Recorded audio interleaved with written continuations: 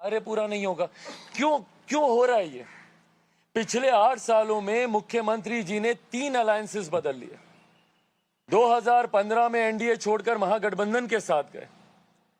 उसके बाद 2017 में रातों रात महागठबंधन छोड़कर एनडीए के पास आते हैं और उसके बाद अब एनडीए छोड़कर पुनः महागठबंधन के पास जा रहे हैं। कारण क्या है इसमें? बिहार का कौन सा हित इसमें छुपा हुआ है? मुझे मुख्यमंत्री नीतीश कुमार जी जवाब देना। इन्होंने 2015 में भी जनादेश का अपमान किया, 2020 के भी जनादेश का ये अपमान कर रहे हैं। 2015 का जनादेश महागठबंधन की सरकार के लिए था, उसका अपमान करके 2017 में ये एनडीए के साथ आ गए। और उसके बाद 2020 का जनादेश जो एनडीए के लिए था, भारतीय जनता पार्टी के साथ मिलकर इन्होंने चुनाव लड़ा और आज उस जनादेश का अपमान कर कर ये पुनः महागठबंधन के साथ जा रहे हैं। इसमें कौन सा बिहार का हित छुपा हुआ है मुझे बताएं। और पिछले 1.5 साल में भाई ये खूबसूरत समय था मुख्यमंत्री नीतीश कुमार जी के पास। 2017 में जब ये वापस एनडीए में आए थे, वो एक खूबसूरत मौका था मुख्यमंत्री नीतीश कुमार जी के पास, क्योंकि एक लंबे समय के बाद जो प्रधानमंत्री जी की भाषा में डबल इंजन की सरकार कहा जाता है, वो डबल इंजन की सरकार एक लंबे समय के बाद, लगभग 2.5 दशक के बाद बिहार को मिली थी, जहां केंद्र की तर्ज में बिहार में भी सरकार थी। बिहार की विडंबना ये रही है कि एक लंबे अरसे तक केंद्र में कोई और सरकार, बिहार में कोई और सरकार, विरोधाभास ही उन सरकारों का इतना ज्यादा रहता है। जब बिहार में एनडीए की सरकार थी 2005 में, जब मुख्यमंत्री जी बनकर आए थे, केंद्र में यूपीए की सरकार थी। और जब तक केंद्र में यूपीए की सरकार केंद्र से हटी, एनडीए की सरकार बनी, तब तक मुख्यमंत्री जी महागठबंधन में चले गए। तो भैया 17 के बाद 22 तक ये खूबसूरत मौका था, उस डबल इंजन की सरकार का ये उपयोग कर सकते थे। भारतीय जनता पार्टी के साथ मिलकर, प्रधानमंत्री जी के साथ बैठकर बिहार के विकास के कार्यों को ये गति दे सकते थे। पर बदले में इन्होंने क्या किया?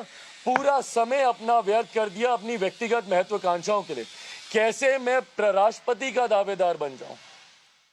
भैया ये जो व्यक्ति सीएम मटेरियल ढंग से नहीं बन पाए, वो पीएम मटेरियल तक ही उनकी महत्वाकांक्षाएं सीमित नहीं थी, प्रेसिडेंट मटेरियल बनना चाह रहे थे।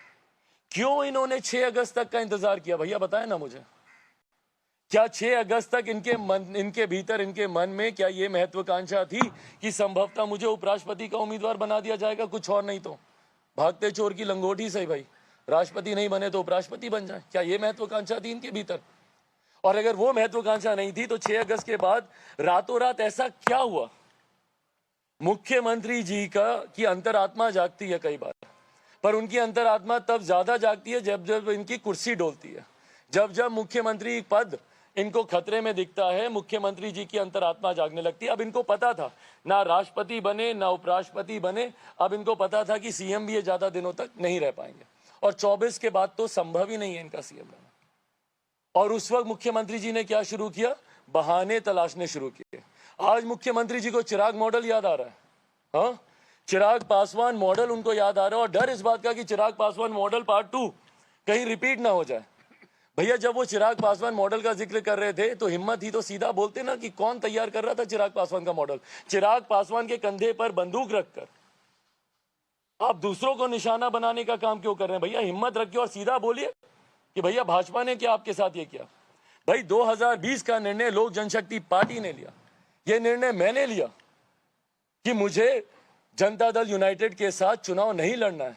भाई मैंने एक नीतिगत फैसला लिया, क्योंकि मेरा खुद Bihar first, Bihari first vision document पे मैंने काम किया था, और मैं मानता था कि भैया किसी भी गठबंधन में अगर आप जाते हैं तो एक परंपरा रही है गठबंधनों की कि आप साझा न्यूनतम कार्यक्रम पे आप काम करते हैं, कॉमन मिनिमम प्रोग्राम ड्राफ्ट किया जाता है। ये हर गठबंधन की सरकार करती है। हम लोगों ने यूनाइटेड फ्रंट की सरकार से लेकर यूपीए की सरकारों तक सब जगह देखा। एनडीए ने नहीं किया क्योंकि इनके पास पूर्ण बहुमत की सरकार है, वो अलग बात है। बट जब जब गठबंधन की सरकारें रही हैं, एक कॉमन मिनिमम प्रोग्राम तैयार होता है। मेरा नहीं विश्वास है भैया मुख्यमंत्री जी के साथ निश्चय पर। मैं चाहता था कि मेरा बिहारी फर्स्ट को उसमें ऐड किया जाए, क्यों नहीं मुख्यमंत्री जी ने ऐड किया? मुख्यमंत्री जी बोलते हैं कि भारतीय जनता पार्टी ने इनका अपमान किया। भारतीय जनता पार्टी ने इनकी तमाम बातें मानते हुए, मैं भारतीय जनता पार्टी का कोई संरक्षण नहीं कर रहा हूं, पर जब ये बातें बोलते हैं तो इनको याद भी करना चाहिए, भारतीय जनता पार्टी ने अपना गवर्नमेंट एजेंडा तक नहीं इनको दिया, जो मेरे लिए एक ऐतराज का विषय था।